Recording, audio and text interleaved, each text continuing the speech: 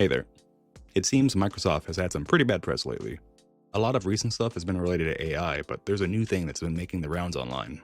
There are a bunch of articles talking about Microsoft handing over encryption keys to the US government so that they can get access to encrypted computers. So I wanted to talk about this recent wave of articles about Microsoft and Bitlocker encryption. This isn't supposed to be a Microsoft bad kind of video. I just wanted to show kind of what's going on here. To start, Bitlocker is Microsoft's main method to encrypt Windows devices. On Windows home devices, it's called device encryption, but it's really just still a version of Bitlocker, and it can encrypt a computer's entire hard drive or SSD. This practice is called full disk encryption, or FDE. Now, FDE is great if you're not using encryption on your drive. Anyone that gets physical access to your computer can basically pull all information off of your drive, even if they don't know your Windows user password. And it's easy enough to do that I actually already have 2 videos showing doing this against an unencrypted Windows drive. An important thing with this is that on modern supported hardware, setting up Windows 11 Home with an online Microsoft account typically results in device encryption being automatically enabled, meaning you never actually had to turn it on. Something else interesting is that Microsoft is really encouraging everyone using Windows 11 to have an online account, or they can't easily install Windows. Microsoft has also actively been patching out ways that users could typically bypass linking their devices to online accounts. So more device encryption compatible devices running Windows 11 are probably going to have it enabled than not. If you wanted to see if you have device encryption enabled on your computer, you can just Google Microsoft Enable Device Encryption. And Microsoft has this article covering all about it, but really all you need to do is search your Windows settings for device encryption. And if this setting didn't show up for you, Microsoft also has a lot of details on the bottom here to find out why.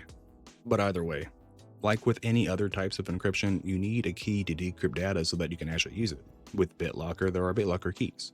Without the key, you can't access the Windows drive and you can't access the data. An important thing here is where exactly is your Bitlocker key, because you probably don't remember ever setting one up. Well, in many cases, the key gets automatically uploaded to Microsoft servers and it's stored with your Microsoft account. This is usually done when the Windows 11 home computer was first set up. To see this, I'll head to this URL here, https://account.microsoft.com/devices/recovery key, and I'll log in with the email that is linked to my Windows 11 home computer. And here is a list of Windows computers linked to my Microsoft account and their associated Bitlocker keys.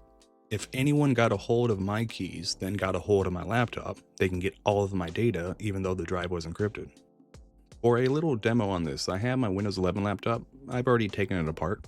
This SSD was encrypted with device encryption, and it was linked to my Microsoft account. I can pull the SSD from the laptop and then plug it into a special USB adapter, which is plugged into a different Windows 11 computer for analysis. And then I'll swap over to my other computer, open File Explorer, and what do I see here? I see a new drive connected, but it has a lock symbol.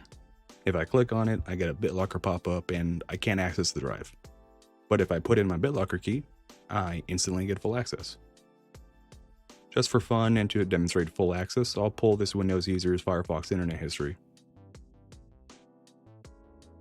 And there you have it. The point here is that I have full access to the data on this computer. Now let's take a look at this Forbes article.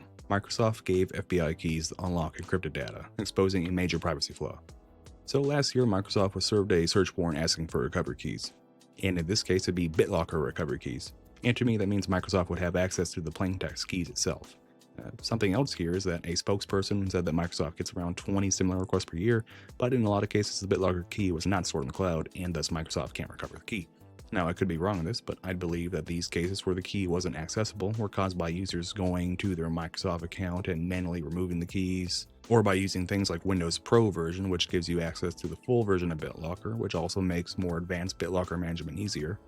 I'm sure there are other explanations as well, but in practice, a large portion of normal users go through the standard Windows 11 home setup process. On modern hardware that supports device encryption, signing in with a Microsoft account results in encryption being enabled and the recovery key being automatically backed up to Microsoft servers. And it seems Microsoft is trying pretty hard to force people into automatically enabling device encryption, which automatically grabs your decryption key, and they are able to hand this information out. So there's a few takeaways here. People should encrypt their devices, but encryption is only as good as how hard it is to get the key. Are you comfortable using something for your personal life where you know that if the right person asks, they can get access to what some could consider as a backdoor into your computer's data? Let's be honest, for a vast majority of people, the answer is probably yes. But for those that are really privacy focused, the concept that Microsoft might maintain access to a copy of your drive's decryption keys could be a little concerning. Sadly, in the current world, it can be pretty hard to take advantage of full disk encryption while replicating the same ease of use as Microsoft's device encryption and Bitlocker setup, but there are other options. And maybe it's one reason to switch to Linux. Either way, that's about it for this video. Hopefully you learned something.